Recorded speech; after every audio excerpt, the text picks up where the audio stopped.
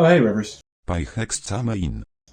Oh, yeah, baby. Bahamas, here we come. Open them. I don't have any hands. Right.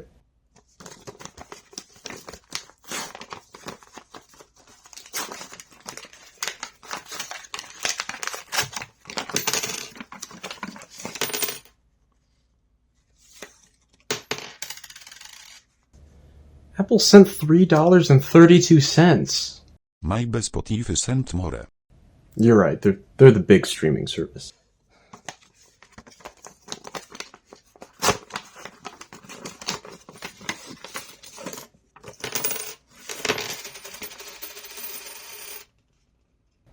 He sent $1.63. Looks like I'm going to the Bahamas alone. I have to do something about this. As our work in its many forms continue to evolve, our means of consumption evolve as well, from being limited strictly to live performances, to phonograph cylinders, to vinyl records, to cassettes, to CDs, to MP3s, all the way up to the MP3 libraries we use now.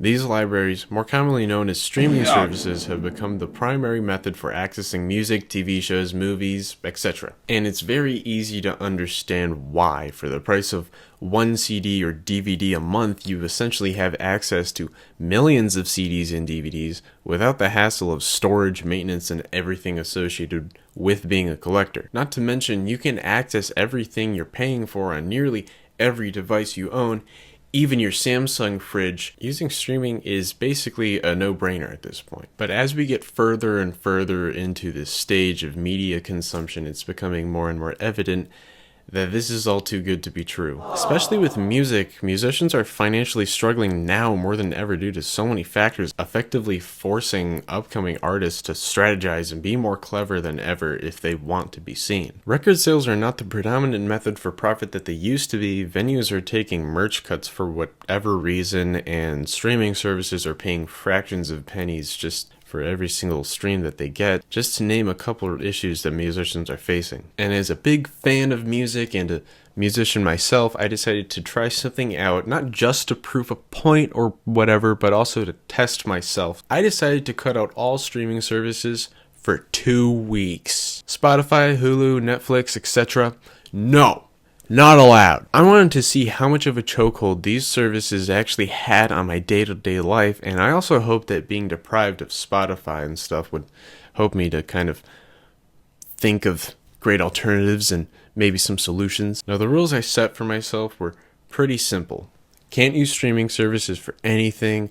YouTube was allowed except for clips and compilations of things you would find on streaming services. This is mainly due to YouTube actually properly paying creators as opposed to streaming services. I also wanted to make sure I was watching stuff that people actually put real effort into just because of the principle of this whole thing. But I will say that there is an exception to a streaming platform.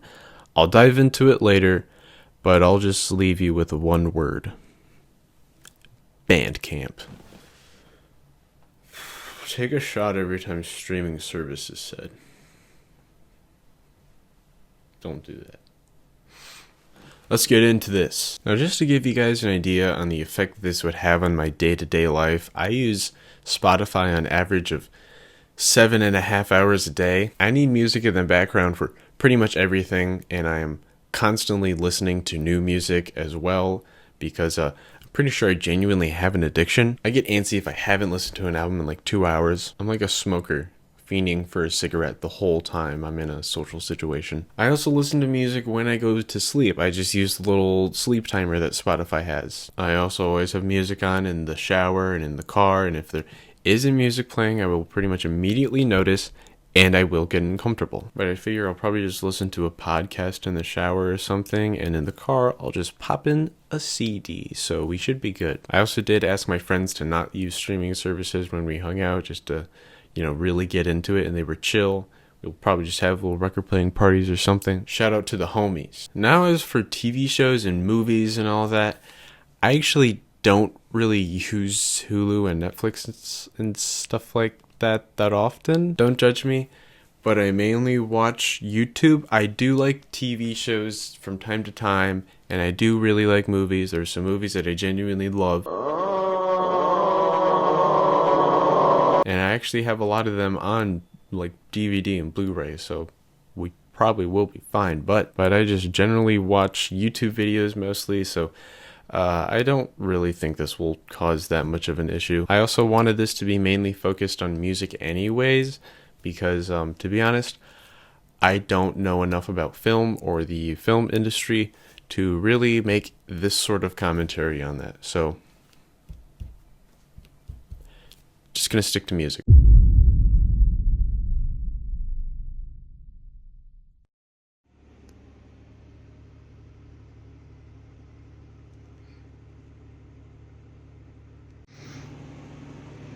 Can't use Spotify no more. I got these guys though. Oh yeah. My fan's going.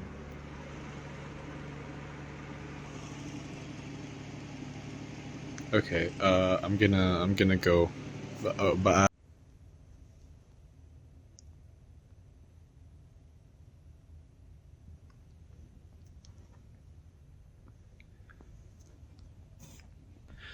Well, it's been the first couple days, on the third day, and it's been a little weird, not gonna lie. I like to listen to music while I'm getting when I wake up and get ready and go to the bathroom and brush my teeth and hair and let my dog out and stuff.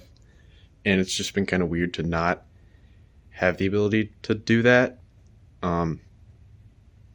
So yeah, I've just kind of been adjusting to that. I also just in general listen to music like a lot. Like I kind of try to get through a bunch of albums, and without doing that, or without the ability or option to do that, I kind of just do other stuff, I guess. This is what I've been listening to: some Ween, Pantera, Sodom, Nile, Chapile. Yeah. More Ween. Probably gonna listen to this guy pretty soon. This is my cheap record player. I also have a fucking amplifier, but I don't really need it. My speakers. Little static gun, a little cleaner, a little stylus cleaner. This is the whole Dudeka setup. That's my last name. Have you ever blind bought a record or CD? I have, and it can be genuinely really fun, especially when you find a great album. Then the fun turns into satisfaction. This is why a part of me wishes I was born during a time when I could have experienced the CD era. Sure, the convenience that streaming services offered wasn't invented yet, and the internet didn't exist, meaning I couldn't make the very thing I'm making right now, but those very aspects made finding new music so much more of an exciting experience, because there actually was an experience. Scanning through record stores is one of my favorite things to do, so being forced to do it frequently would be great, especially without the ability to just look up a band you see. You're kind of just forced to just take a leap of faith when buying an album if you want something new. It leads to you accidentally buying stuff you don't like, obviously, but it makes the feeling of finding something you love so much more personal, because it feels like you found it and you're the one with this copy. You're also running the chance of being exposed to new genres of music that you've never listened to that you might like, so just seems like it would have been a great era for prefrontal cortex development. Not to mention, I could maybe buy Slayer tickets for cheap in a house. Yeah, it's bad.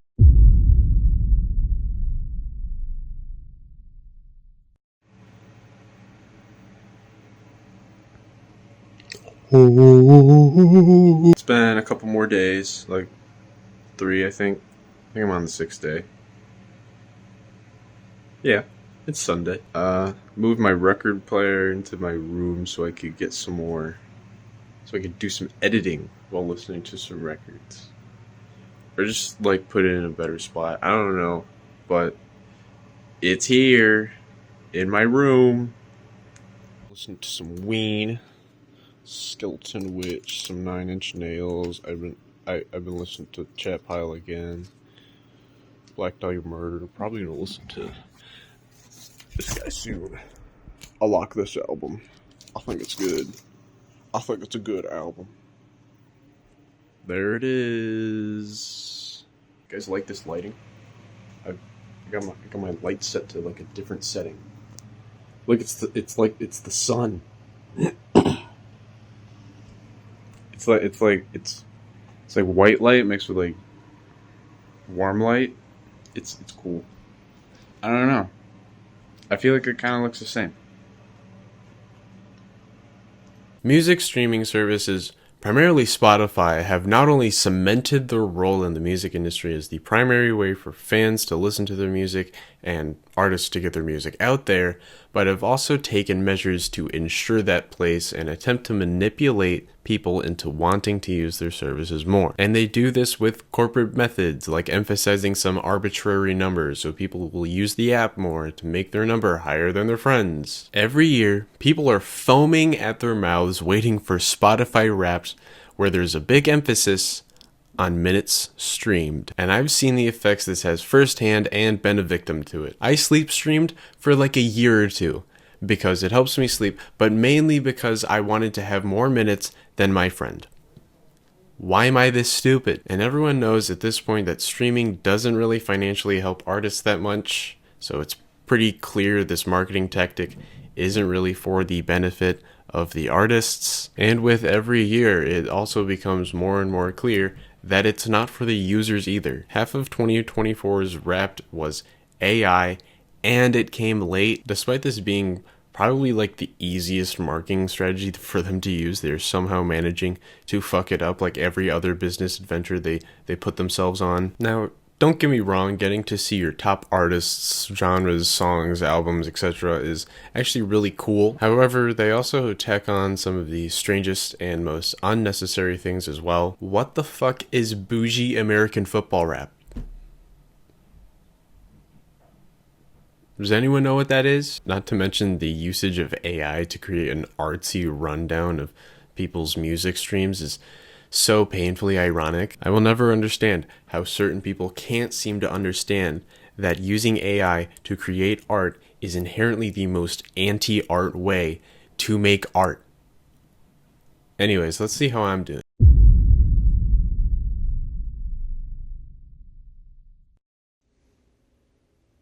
So, I'm officially a week through, halfway through my sentence. And, I feel like the first couple of days felt a lot weirder, but then I kind of got used to it pretty soon, to be honest. It's obviously kind of inconvenient to not have the ability to just play music off of my phone, besides the couple things that I did purchase on Bandcamp. But I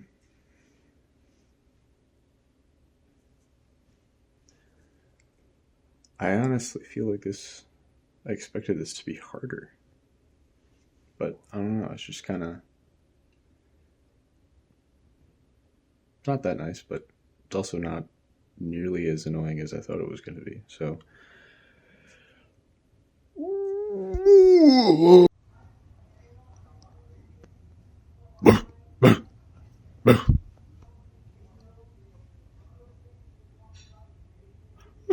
it's the second day of the second week.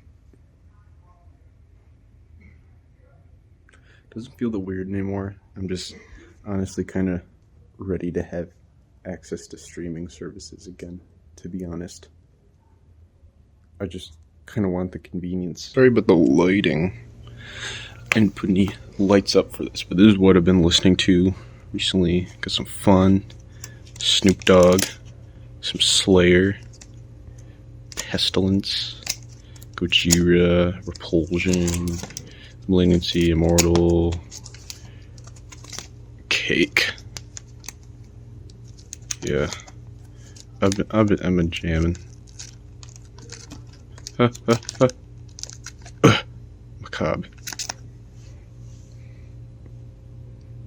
Did you know that in 2024, Daniel Ek, the CEO of Spotify, made more money than any musician currently making music? Yes, including Taylor Swift. And in that same year, he also claimed that the cost of making art was close to nothing, because I guess he didn't look up the audio interface prices if he knows what those are, but I digress. Still within the same year, Spotify would raise the prices of premium after only 1 year of doing the same thing. I'm also going to remind you that Spotify's Wrapped came out late and was riddled with AI garbage. They'd also put into place a threshold of listens needed in order to actually make profit off of a song.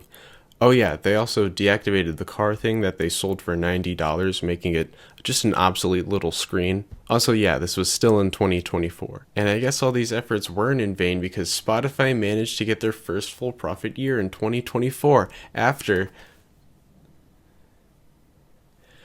firing 17% of their employees in 2023. Now, I'm not just trying to convey to you that the people behind streaming services are greedy assholes.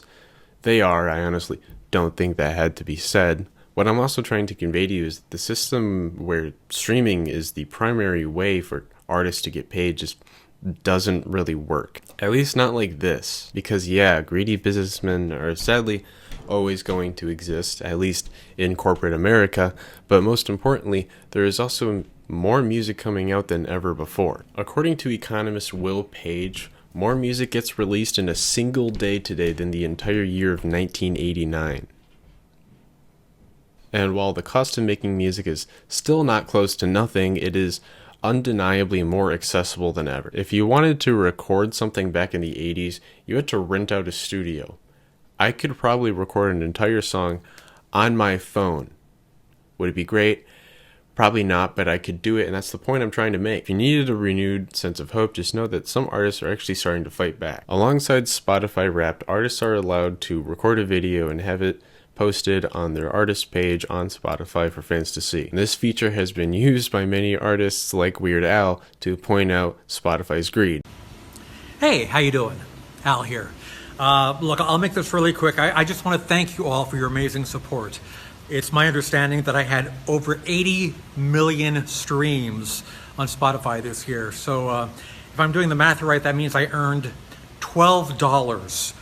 So, enough to get myself a nice sandwich at a restaurant. So from the bottom of my heart, thanks for your support, and thanks for the sandwich. Other bands have started just straight up pulling their music from platforms. If you went to the alternative rock band Failure's Spotify page on a web browser, you would see this as their banner. And if you knew their discography well enough, you'd notice all their recent releases weren't there. And if you ask me, Spotify's downfall is inevitable. They've proven that in order to make a profit, they have to abuse their own clientele. Which, I mean, guys, Mr. Ick over here has more money than a fucking bank. Why don't you ask him to help you out? But now's a better time than ever to start brainstorming, guys. So let's come together and try to think of how we can solve this.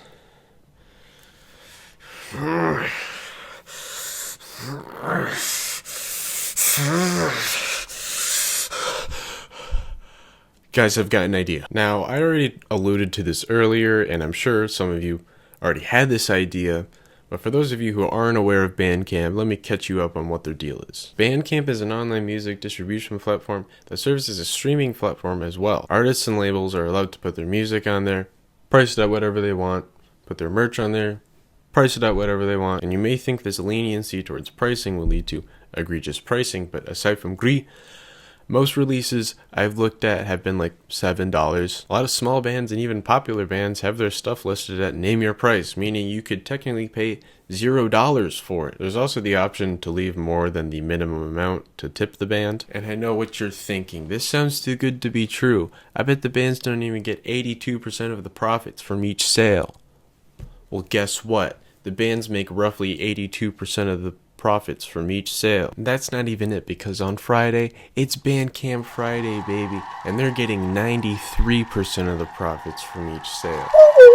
I don't know if you guys are hearing that, but that's the sound of an epic win. But as great as Bandcamp is, it's only the first step, because while their current CEO seems like a chill dude from everything I've seen, he's not going to be their CEO forever. There's always the chance some not chill dude will take over and then our beloved Bandcamp is ruined. So keep buying those CDs, cassettes, records, 8-tracks, and other physical media while still brainstorming. I thought of this one, you guys can do the rest.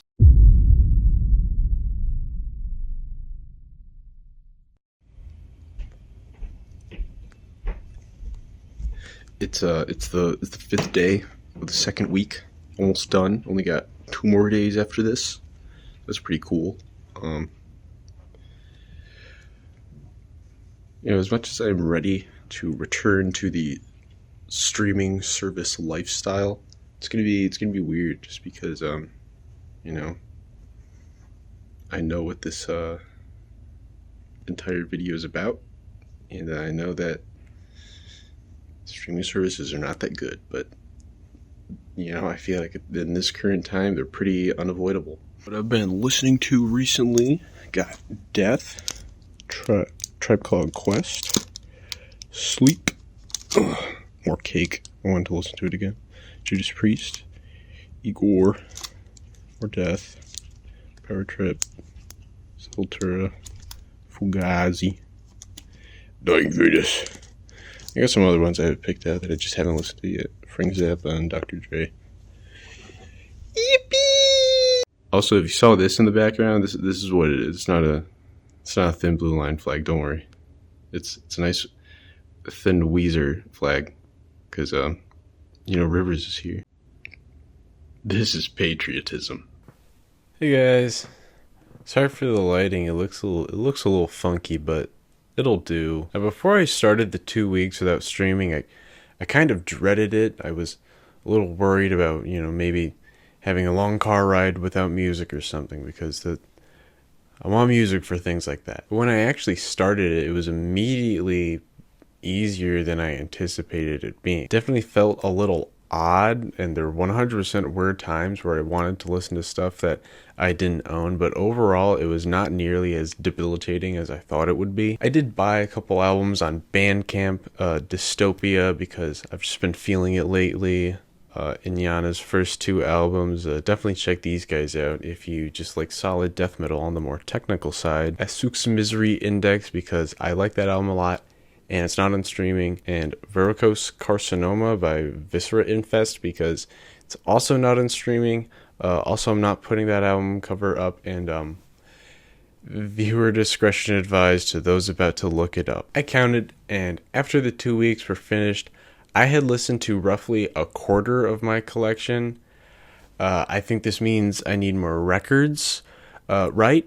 But honestly, being forced to spend time with my record collection was fun. I spend them pretty often, don't worry, but making this my primary way of listening was actually really enjoyable. I re-listened to albums I haven't listened to in a while and was reminded why I love certain albums that I've been jamming recently. Something else I realized is that living without Spotify really isn't that bad. The convenience is nice. There's so many alternatives that are A, affordable, and B, properly support the musicians behind the music. So in the end, I'm not asking you guys to stop using Spotify and iTunes just right now and go out and spend $1,000 on a turntable, set up records, and proper storage. Just maybe try to be more aware of these sorts of things, because the further these issues evolve, the more they start to affect all of us. Maybe use Spotify a little less.